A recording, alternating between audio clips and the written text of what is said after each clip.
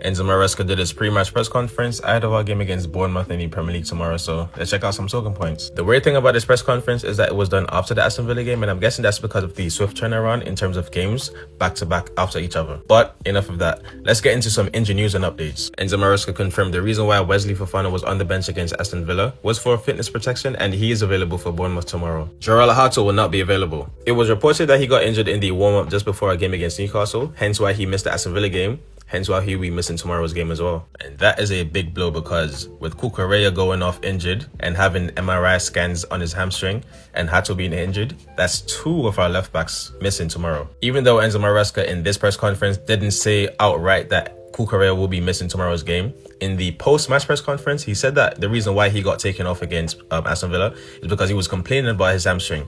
And with the swift turnaround in games from Saturday to Tuesday, expect him to be out. As I mentioned at the start of the video, this press conference was done after the Aston Villa game. So he was asked about Cole Palmer and Reece James, whether or not they will be able to start against Bournemouth. And he said he will be able to know tomorrow, which would have been Sunday. So he will know now if they are able to start against Bournemouth.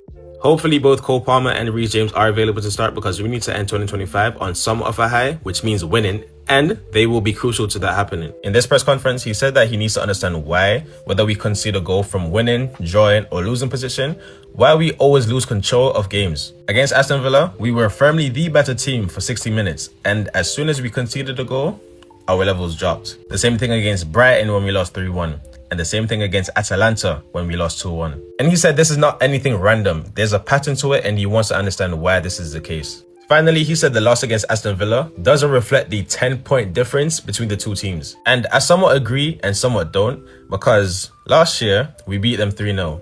The only players that weren't involved or weren't at the club at Chelsea was Garnacho and Joao Pedro. The only player who wasn't involved in that 3-0 loss for Aston Villa was Daniel Marlin because he came in January. But guess what? The difference was the benches and who they were able to bring on. They brought on Ollie Watkins, who, despite having a poor season by his standards, he's a proven Premier League goal scorer. They brought on Amadou Onana, who's a tank and engine in midfield, to re-energize what they already had in midfield. And they brought on Jadon Sancho, who is better than both our wing pairings, Garnacho and Pedro Neto. All four players, experience, Premier League quality, and just the know-how. Who did we bring off the bench? An 18-year-old half-fit Brazilian, a 21-year-old winger, and a 22-year-old striker.